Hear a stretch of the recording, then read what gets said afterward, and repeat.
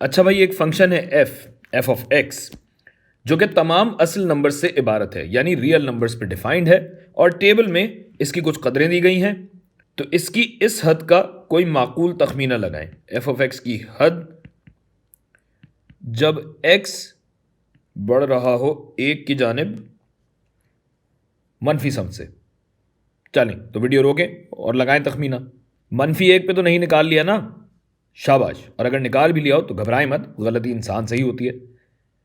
1 - का मतलब यह है कि एक की जानिब आप मनफी समत से यानी बाईं समत से बढ़ रहे हैं, जिसका मतलब है एक से छोटी कदरों से आप एक की जानिब बढ़ रहे हैं।